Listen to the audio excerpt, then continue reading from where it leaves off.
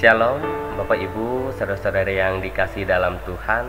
Kembali kita dalam renungan malam Resort GKI Sampit edisi hari Selasa 14 Oktober 2025. Kiranya kasih setia dan penyertaan Tuhan senantiasa selalu melingkupi kita di dalam kehidupan kita setiap saat. Bapak Ibu, saudara-saudari yang dikasih dalam Tuhan, di sini saya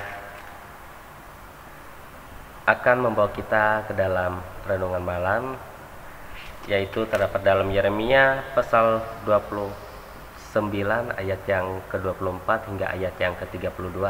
Namun di sini Bapak Ibu, saya tidak akan membacakan keseluruhan ayatnya, tetapi saya akan membacakan ayat yang ke-31 dan ayat yang ke-32 bagi kita bersama, yang demikian bunyi firman Tuhan. Kirimlah pesan kepada semua orang buangan itu. Beginilah firman Tuhan tentang Semaya, orang Nehelam itu. Oleh karena Semaya telah bernubuat kepadamu, sekalipun aku tidak mengutusnya, dan ia telah membuat kamu percaya kepada dusta, maka beginilah firman Tuhan, sesungguhnya aku akan menghukum Semaya, orang Nehelam itu, dan keturunannya. Tidak ada seorang pun dari keluarganya akan diam di tengah bangsa ini, untuk melihat yang baik yang akan kulakukan kepada umat. Demikianlah firman Tuhan, sebab ia telah mengajak murtad terhadap Tuhan. Sedemikian pembacaan firman Tuhan bagi kita bersama. Bapak Ibu, saudara-saudari yang dikasih dalam Tuhan, di sini saya mengangkat sebuah judul tema bagi kita bersama, yaitu kenalilah suara kebenaran. Jadi Bapak Ibu, saudara-saudari yang dikasih dalam Tuhan, di dalam bagian ini Tuhan menegur Semaya yang mengirim surat kepada rakyat Babel dan menuduh Nabi Yeremia sebagai nabi palsu. Pada saat itu Semaya berusaha menentang firman Tuhan yang disampaikan Yeremia, yaitu bahwa bangsa Yehuda harus menetap untuk sementara waktu di pembuangan dan menantikan waktu Tuhan untuk memulihkan mereka. Sehingga melalui Yeremia Tuhan menghukum Semaya karena ia telah menyesatkan umat dengan nubuat palsunya. Jadi Bapak Ibu Saudara, melalui Yeremia pasal 29 ini kita diminta dan diajak agar bisa melihat sesuatu yang benar. Sehingga di sini saya memasukkan ke dalam beberapa poin. Yang pertama adalah waspadailah suara yang menyesatkan. Semaya berpura-pura berbicara atas nama Tuhan, padahal pesannya pada saat itu bertentangan dengan firman Tuhan yang sejati. Sehingga di sini Bapak Ibu Saudara, melalui Yeremia pasal 29 ini mengingatkan bagi kita semua agar kiranya kita harus senantiasa selalu berhati-hati terhadap ajaran atau pesan yang dalam tanda kutip terdengar rohani, tetapi tidak sesuai dengan kebenaran atas firman Allah itu sendiri. Dan poin yang kedua, setia pada firman Tuhan yang benar. Di sini Yeremia teguh menyampaikan pesan Tuhan bagi bangsa Yehuda, meski pada saat itu ia ditentang. Melalui Yeremia kita juga diminta dan diajak untuk selalu setia pada firman Tuhan dan selalu merenungkannya, serta kita diajak untuk senantiasa selalu melakukannya di dalam kehidupan kita setiap saat. Sebab Bapak Ibu Saudara, seperti halnya Yeremia yang selalu setia dan taat pada firman Tuhan itu sendiri, kesetiaan seperti ini yang penting bagi kita sekalian orang yang percaya di dalam kehidupan orang yang beriman. Selalu senantiasa kita boleh berpegang pada kebenaran yang sejati, yaitu firman Tuhan itu sendiri. Dan poin yang ketiga, Tuhan melihat hati kita. Di sini Bapak Ibu Saudara, tentunya kita tahu bahwa Tuhan itu tahu niat Semaya yang berbohong atas namanya. Sehingga sebab tidak ada hal yang bisa kita sembunyikan daripada Tuhan. Seperti yang dilakukan Semaya, Tuhan tahu semua isi hati dan juga pikiran Semaya yang pada saat itu ia ingin menyesatkan semua orang-orang yang ada pada saat itu di Babel. Sehingga Bapak Ibu Saudara, melalui Yeremia pasal 29 ini kita diajak dan diminta untuk selalu berhati-hati dalam mendengarkan segala sesuatu yang membawa nama Tuhan, tetapi pada dasarnya itu bertentangan dengan firman Tuhan itu sendiri. Sebab kita pada masa sekarang sering sekali dan kadang kita lebih suka mendengar pesan yang menyenangkan hati kita daripada kebenaran yang menegur untuk membangun kehidupan kita.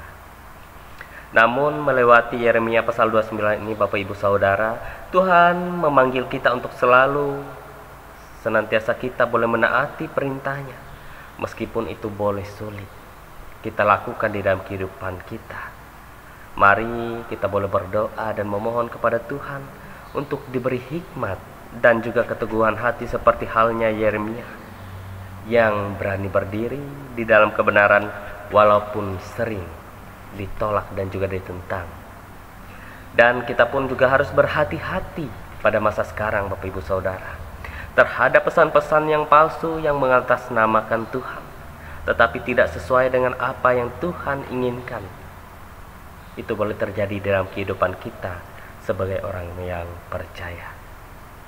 Nah, jadi Bapak Ibu Saudara, melewati Yeremia pasal 29 ini, ayat yang ke-31 hingga ayat yang ke-32, kita sebagai orang yang beriman, kita sebagai orang yang percaya kepada Tuhan, kita boleh diminta untuk senantiasa kita berhati-hati atas pesan-pesan yang sering sekali mengatasnamakan Tuhan, yang seringkali kita dengar, terdengar rohani, tetapi pada dasarnya itu adalah pesan-pesan atau nubuat-nubuat palsu yang mengatasnamakan Tuhan, tetapi pada dasarnya itu adalah hal yang bertentangan dengan apa yang Tuhan inginkan.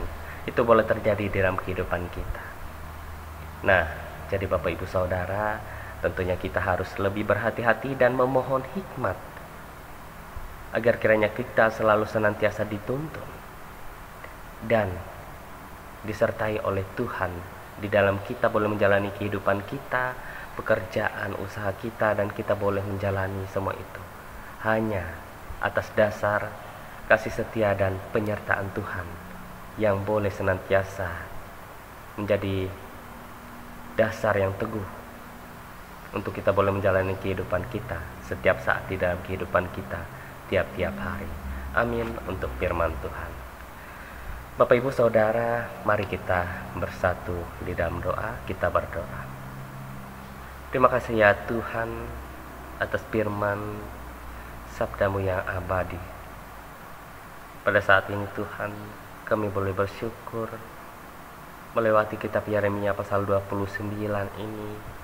Kami umat, kami orang yang beriman dan selalu senantiasa percaya dan selalu menaruh pengharapan kami kepada Tuhan.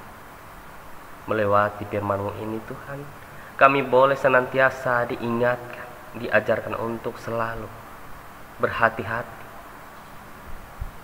di dalam setiap kami boleh menjalani kehidupan kami.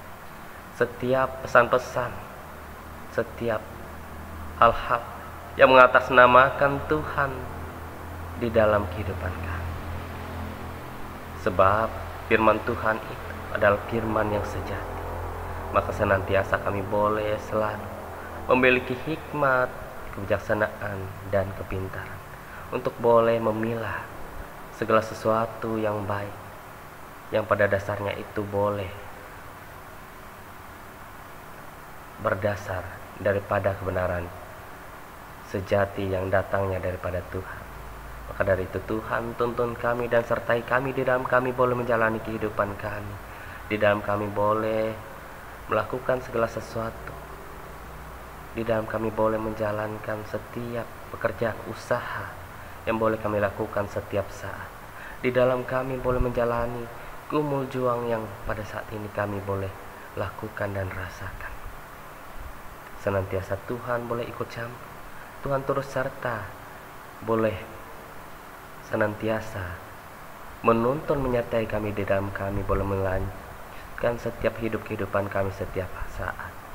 Maka dari itu Tuhan, melewati firman Tuhan, kami boleh bersama-sama senantiasa selalu dikuatkan, diteguhkan iman percaya kami kepada Tuhan, sehingga kami tidak lagi disesatkan atas nubuat-nubuat palsu, atas segala pesan-pesan yang mengatasnamakan Tuhan, tetapi pada dasarnya itu boleh menyesatkan dan membawa kami jauh daripada Tuhan.